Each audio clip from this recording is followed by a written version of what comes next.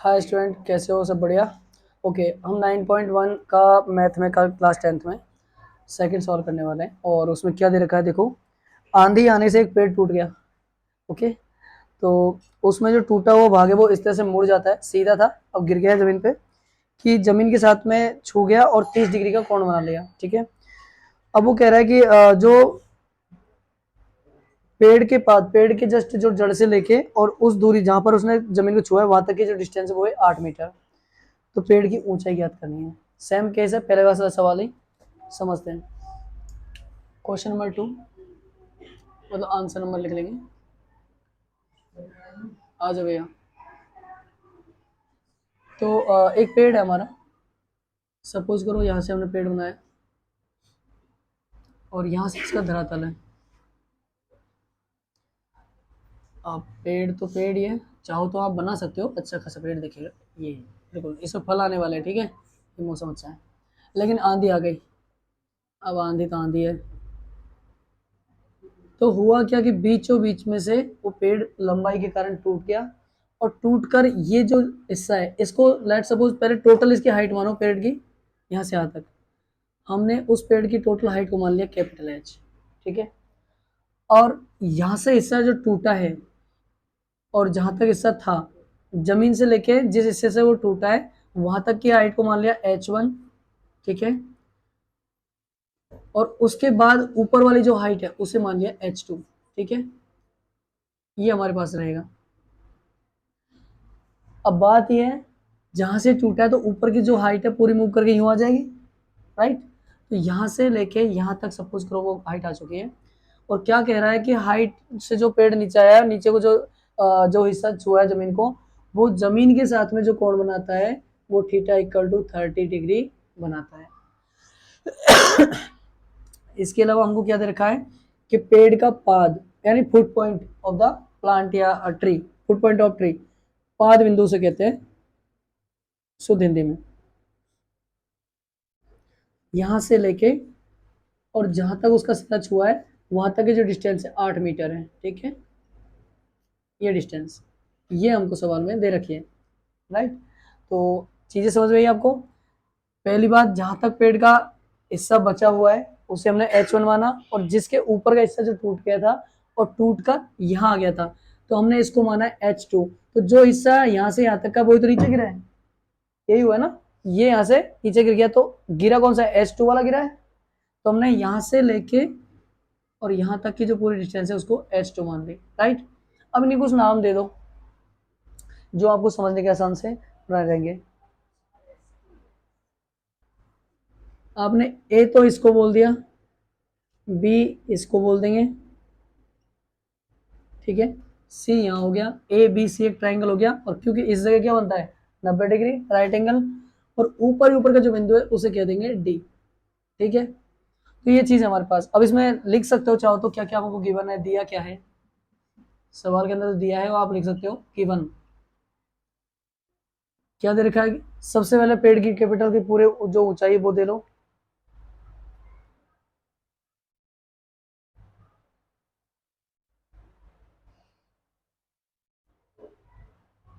Okay, इसमें खास बात यह है कि हमको जो दूरी ये है वही दूरी ये है, ये एक तो कॉमन समझ में आ गया हमको। तो ए से डी जो दूरी है वो ही है हमारी ए से सी तक। क्या इसको समझने में कोई दिक्कत है? पेड़ का जो हिस्सा टूटा है वही तो नीचे गिरेगा। तो जो टूटा है वो हिस्सा कितना है? H2, या फिर कह सकते हो ए से डी, और ये हिस्सा नीचे गिरा तो इसको कहेंगे ए से सी। दोनों हो गया। कोण हमको पता है 30 डिग्री है। तो इसके साथ में जो चीज रहेंगी हमारे सामने उनको आगे देखें। पहला त्रिभुज से देखो, हमारे पास ज्ञात क्या है? सिर्फ आधार है। यूँ समझो सबसे जो बड़ी भुजा है H2 हो गई। इसके अलावा थीटा के सामने वाली भुजा जो है क्या हो गई? लंब हो गई H1। और ये जो बाकी शेष भुजा है ये क्या हो गई? आधार। तो ये चाहो तो यहाँ लिख सकते हो लंब, आधार, कर्ण। इससे क्या है कि सवाल करना थोड़ा सा आसान हो जाएगा, हमको क्लियरिटी आ जाएगी चीजों में। थीटा के सामने वाली भुजा लंब, इसको ए बी को लंब मान सकते हो। ठीक है, ए बी, इसका मान भी लिख सकते हो कितना है? H1। फिर आधार बी से सी, जिसका मान कितना है 8 मीटर। ठीक है, समझ में आ रहा है आपको आराम से, क्योंकि समकोण त्रिभुज है, सबसे बड़ी भुजा जो होती है कर्ण होती है, ठीक ठाक सामने वाली लंब होती है, बची हुई आपकी आधार होती है। तो ठीक ठाक सामने वाली भुजा ए बी है जो हो गया हमारा लंब, सबसे बड़ी भुजा हमारी हो गई ए से सी तक जो हो गया हमारा कर्ण। इसका मान कितना है, जितना कि हमारा लंब का है ए से बी का कितना है, सॉरी जो मान हमारा टूटा हुआ हिस्से का है, मतलब ए से डी, तो H2 क्या होगा, ए से सी का होगा, क्योंकि जो हिस्सा टूटा है वही नीचे गिरा है। तो कर्ण का मान कितना हमारा H2, पेड़ का टूटा हुआ हिस्सा, पेड़ का टूटा हुआ भाग, the broken part of the tree that is falling the side of the root या फिर broken root, पेड़ का टूटा हुआ भाग, जो इसका स्टेम जो तना है बीच में से टूट गया है तो और पास में ही गिर गया है। ठीक है, तो जो भाग टूटा है वो ही नीचे गिरा है, तो दोनों की हाइट क्या हो जाएगी, सेम सेम हो जाएगी। ये चीजें हमारे पास सारी आ चुकी हैं।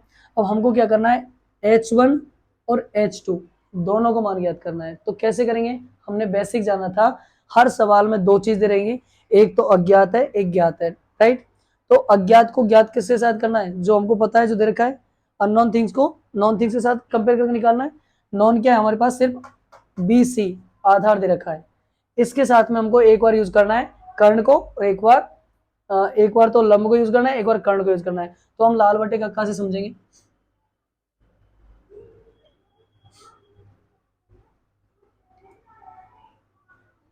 साइन थीटा सबसे पहले होता है, फिर आएगा कॉस थीटा, फिर होता है tan theta.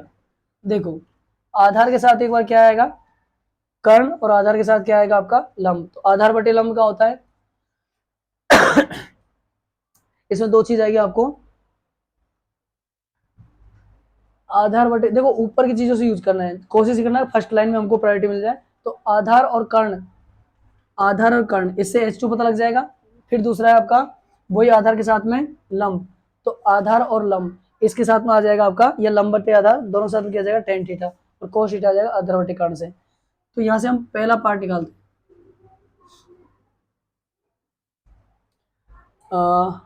Okay, cos theta के हिसाब से निकालेंगे। त्रिभुज हमारे पास एक रहेगा ए बी सी, तो त्रिभुज को हमने इस निशान से बता दिया, त्रिभुज ए बी सी में क्या क्या करेंगे, सबसे पहले H1 के लिए ए बी और बी सी आधार बटे या फिर लंब बटे आधार, लंब सबसे पहले लिख लो, लंब बटे आधार, इससे क्या मिल जाएगा हमको, टेन थीटा डायरेक्टली मिल जाएगा। तो लंब बटे आधार, लंब क्या दे रखा है हमको, ए बी, आधार है हमारे पास बी से सी, और लंब बटे आधार क्या होता है, टेन थीटा होता है, देखो हमारे सामने दे रखा है, तो हमने टेन थीटा लिख लिया। मुझे बताओ इसमें टेन तो ठीक है, लेकिन थीटा क्या है, 30 डिग्री, अच्छे से दे रखा है, ओके। तो ten 30 degree, A B upon B C, A B का मान क्या है चेक करो, ए बी का मान क्या है हमारे पास, H1 दे रखा है ऊपर, लंब का आधार, लंब का जो मान है हमने लिख दिया इसको H1, और बी सी का मान कितना है, बी से सी, बी सी यानी हमारा आधार है, उसका मान कितना है 8 मीटर, बराबर बराबर क्या हमारे पास टेन 30, क्या बताएंगे टेन 30 का मान क्या होता है, 1/√3, ठीक है, टेन 30 का मान होगा 1/√3, ओके। हमको H1 का मान निकालना है, तो क्या करेंगे, H1 को छोड़ के जो बाकी संख्या उनको दूसरी तरफ ट्रांसफर कर देंगे, तो स्थानांतरण करने पर H1 अपनी जगह रह गया, और 1/√3 था, भाग में जो संख्या होती है दूसरी तरफ जाके किस में बदलती है, गुणा में, तो गुणा आ गया 8, और हमने लिख दिया 8/√3। लेकिन आपको एक बात पता होना चाहिए कि हम कोई भी संख्या जो काल्पनिक होती है उसे नीचे नहीं छोड़ते हैं, उसके लिए इसका परिमेयकरण कर देंगे, इंग्लिश में रैशनलाइजेशन करना, तो √3 से ऊपर नीचे हमने मल्टीप्लाई कर दिया, और इससे क्या होगा, इससे हमको H1 का जो मान है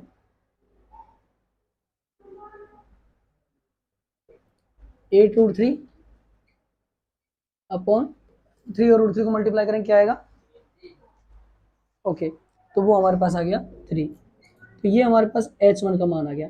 ठीक है, इसके बाद में हमको पता करना है H2। इन दोनों से हमको क्या पता लगा? H1 का। H2 का मान ज्ञात करना है, तो आधार हमारे पास है और कर्ण है, और आधार बटे कर्ण बराबर क्या होता है? देखो, आधार बटे कर्ण बराबर क्या होता है? cos theta. तो इसी त्रिभुज में यहां देख लेंगे, त्रिभुज ABC में आधार बटे कर्ण, आधार क्या हमारे पास? BC, यहां पर देख सकते हो BC बटे कर्ण क्या हमारे पास? AC,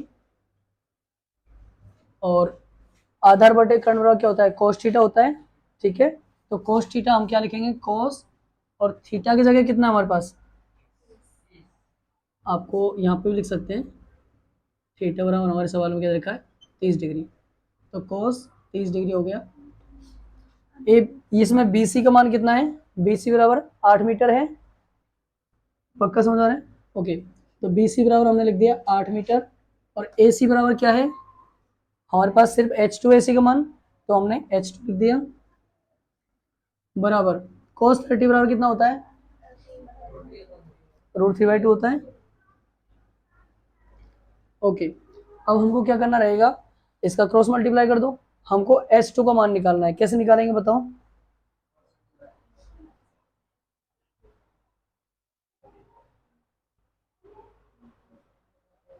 आसान तरीका होता है, इसको कैची गुणा, वज्र गुणा, या फिर क्रॉस मल्टीप्लाई, जो कहना चाहे कह सकते हो,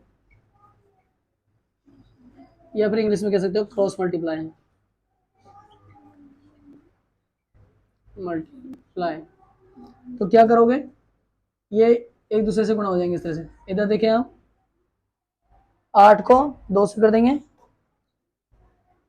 या फिर सबसे पहले इसको करते हैं, H2 और √3, H2 मल्टीपल √3 बराबर 8 गुणा 2। देखो, हमको कोशिश ये करनी है कि जो अननोन थिंग है उसको पहले रखना है, इसलिए हमने इधर से किया। तो H2 मल्टीपल √3 और 8 मल्टीपल 2, क्लियर है? तो हमको क्या करना है? H2 का मान ज्ञात करना है सीधा, तो हमको उसी को बचाना है।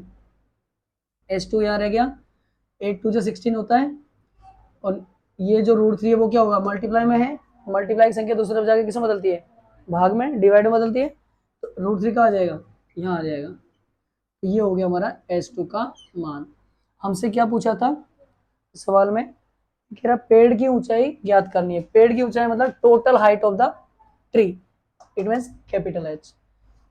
टोटल हाइट यहाँ पे बोल सकते हो, टोटल हाइट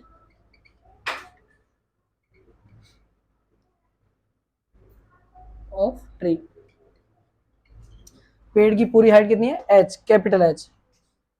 तो अतः यहाँ लिख सकते हैं पेड़ की कुल लंबाई, पेड़ की कुल लंबाई, फोकस फोकस इधर देखो, जो है हमारी कैपिटल H। ठीक है, और कैपिटल H में किस किस्म बटी हुई है? H1 और H2। ठीक है, H1 प्लस का H2। H1 का मान कितना है बताओ? 8 √3 अपॉन में 3, प्लस का H2 का मान कितना है? 16 अपॉन √3। ओके, अब इसका जो एलसीएम लेना है, क्या लिखोगे जिससे कि दोनों का काम हो जाए? 3 और मल्टीपल √3, 3 से 3 कैंसिल हो गया, 8 √3 बचा। तो हमने क्या किया? 8 √3 लिख दिया, तो 3 का भाग 3 में दिया, तो क्या हुआ? √3 बच गया, और 8 √3 ऊपर था, तो इसको √3 से मल्टीप्लाई कर दिया, प्लस √3 से डिवाइड किया, √3 कट गया, 3 बच गया, ऊपर क्या है? 16 और मल्टीपल 3, क्या आने वाला है? 8 √3 और 3 से, देखो हमको अच्छे से समझ में आ रखा है, √3 को अगर हम √3 से मल्टीप्लाई करते हैं तो क्या आता है? 3। ये हमको पता होना चाहिए। ठीक है, बेसिक चीज़। फोकस मान जाओ, 8 मल्टीपल 3 प्लस 16 3 जा 48 और अपॉन है हमारे पास 3√3।